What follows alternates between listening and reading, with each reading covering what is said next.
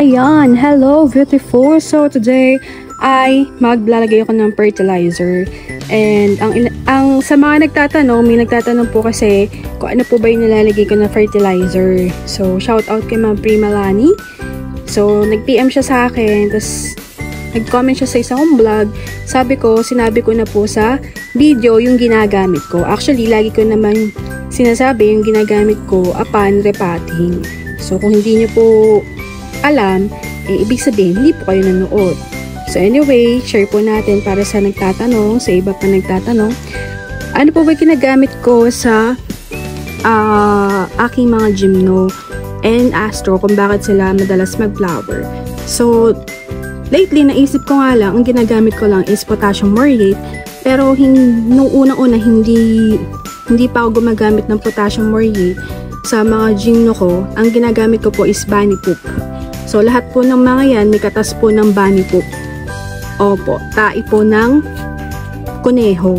So, meron nung coarse, merong fine. So, mas mahal yung fine. Ang ginagamit ko po is yung coarse. So, para sa mga new viewers natin sa ating channel, ang ginagamit ko po ay bunny poop, fertilizer. Minsan gumagamit ako ng vermicast, pero hindi na masyado. Nag-stick na ako kay bunny poop kasi maganda naman siya sa succulent and sa ating Gymno and Astro. Lately ko lang na-realize na yun nga pala yung pinaka fertilizer ng mga plants ko. Sa bawat repotting ko ay mayroong bilog-bilog. Doon po ay bunny poop. So, other around na ginagamit ko is ito, yung muriate of potash. So, made of potassium po ito, no? So, ito po, water soluble. Pwede nyo po itong gamitin sa mga gulay, pampabulaklak, especially sa mga kamatis and other house plants, sa rose, sa adenium. So, hindi ko pa na-try sa mga rose and adenium. Kasi, tinitipid ko sila para lang dito sa mga Astro and Gymno Calcium. So, today, maglalagay ako ng potassium muriate. So, sabi ni Ma'am Prima is, sabi ko, ano po ba kasi ginagamit niyo? Sabi niya, Osmo Coat, tapos hindi daw nagpa-flower yung Gymno niya. So, tandaan din, kapag gusto niyo mag-flower yung Gymno niyo or Astro, kahit gumamit kayo ng fertilizer, kung mali pa rin yung pag-aalaga nyo, kailangan po, pag gumamit kayo ng fertilizer, kahit hindi kayo gumamit ng fertilizer, nasa morning sunlight, tapos regular waterings, importante ang regular waterings para mag-flower ang inyong Astro at Gymno. So, dati nasa morning sunlight sila, and ngayon nga, yung pwesto ko sinurak na to is dito, kasi dito siya bagay. Ang sun exposure na po ng mga plants ko dito sa plant rack is afternoon, 11 onwards, hanggang hapon na po iyon. Hindi po nasusunog, hindi naman po. So again, may nasunog lang ito. Dati pa to eh. Ayan, nag-scar na siya. May mga, kailangan kung isa-sun exposure nyo talaga sila, kagaya din na sinasabi ko before, sa Gymno care tips ko is, little by little, day by day. Ganun. So, kunwari, sa unang exposure, 2 days sa araw, morning sunlight, 7 to 9, or 8 to 10, mga ganun. Hanggang 2 hours, 2 hours, 3 hours, 4 hours, hanggang sa maghapon, ay kayanin nila. So, ito, unang-una, nung inayos namin to, nalagyan ko muna to ng shaded net, tapos pag umuulan, UV plastic. So, paglalagay na ako ng potassium muriate.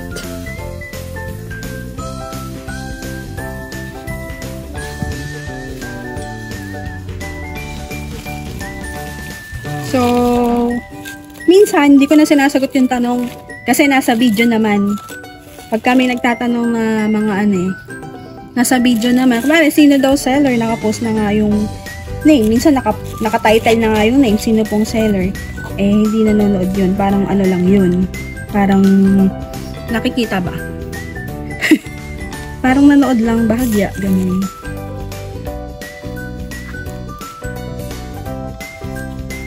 So, nakakatawa, may tumubo na buto. Pakita ko sa inyo mamaya dito. Hindi ko alam kung sino siya.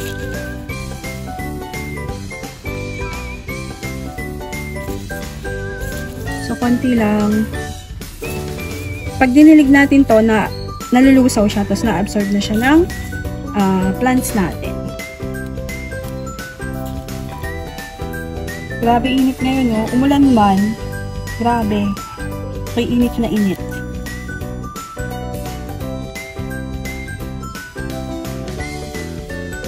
So, actually, marami na ditong pangarapat.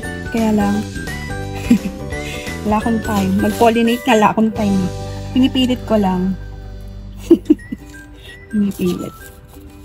So, yun, konti-konti lang. Kung 3-inch yung pot mo, konti lang. Oo. Pero, yun nga, maganda din talaga si Bunny to. Pampalash din po yun ng socks.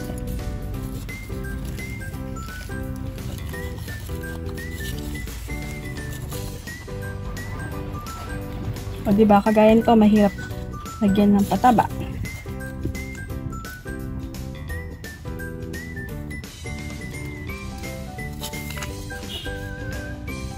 So, it's a virtue.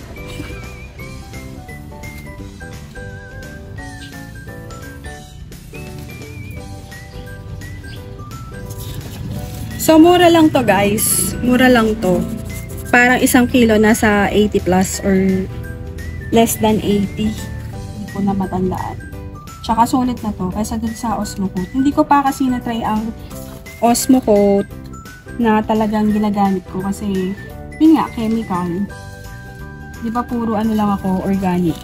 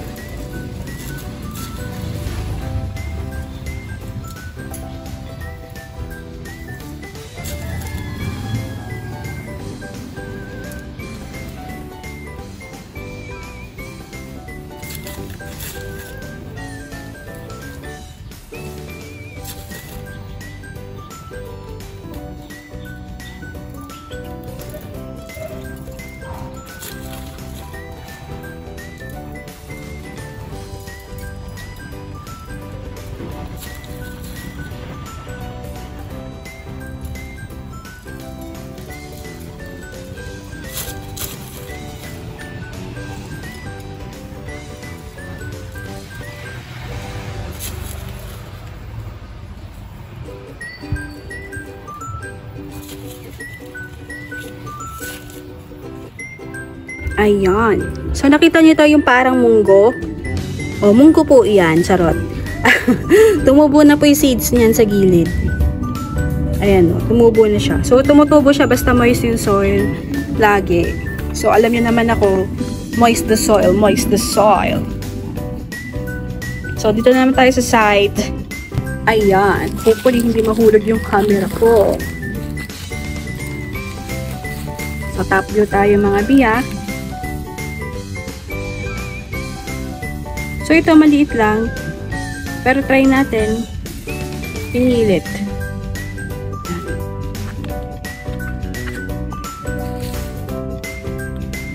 Yung iba dito, naku ko palang po lalagyan ng potassium morgate kasi bunny poop na po yung nilagay ko. Mag-ingat kayo sa paggamit ng mga fertilizer, bunny poop, Osmocoat, ganyan. Pag nasobrahan ng inyong plants, love po iyan ng mealybugs. Favorite po nila yan. Gusto kasi nila yung may init ang lupa. Oo, kapag mainit ang lupa, rich in fertilizer. Pagka rich in fertilizer, mainit po yung lupa. Yan po ang bet ng mga kaaway natin dyan. Hindi ba?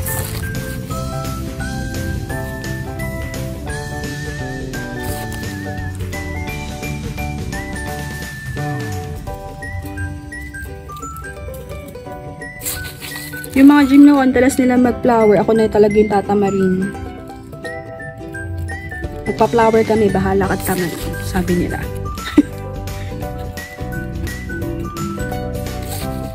Ayan. Sa Shopee, Lazada, meron yan. Yung potassium morning, kahit saan kayo maghanap.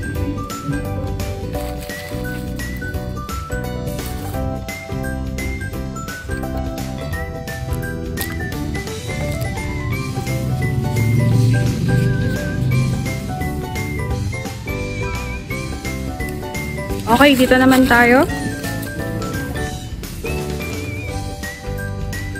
Yung iba mahirap lagyan kasi maliit nga yung pot. Diyos ko. Paano pag sabay-sabay ito lumaki? Diyos ko, wala akong time. Ayan.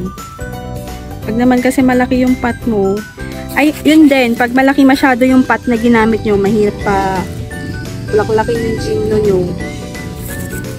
Kailangan sapat. Tsaka, basta kailangan kung 2 inch, mga 3. Kunwari, 2 inch lang yung plant siya, tapos nilagay nyo sa 6 or 5 inch, ewan ko sa'yo. Dunurin mo talaga ang plants mo dyan.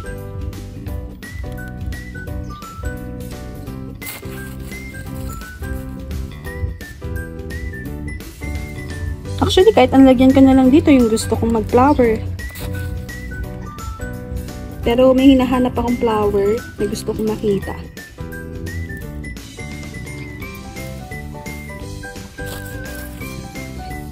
Nandito na ako, nahuli yung camera natin. Yung mga daydream hybrid natin. Ito, bilis nilang lumaki.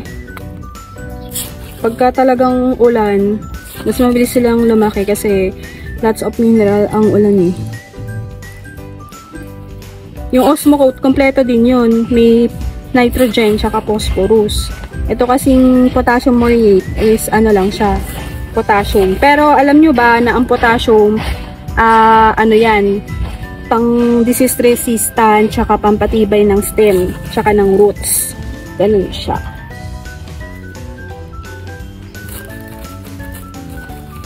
So, yung iba hindi nyo nakita kasi nandito na ako sa loob.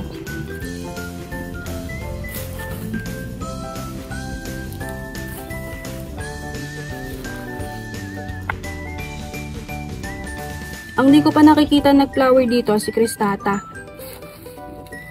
The rest of my cactus nakita ko na. Tinatamad na nga din akong idal. Baka sabihin naman, puro naman ganyan-ganyan yung vlog mo. Ayun. So, hindi na nga ako nagsasaksis. Masyado. Though, yung mga natira, yun na lang inaalagaan ko dito. Pero, syempre, iba pa rin ang succulent. Iba pa rin ang beauty. Kaya lang, sayang talaga ang kwarta. So, shout out sa mga namatay ng succulent. Nakikiramay po ako. At sa mga nagbabalik loob sa succulent, go! Pusher, go!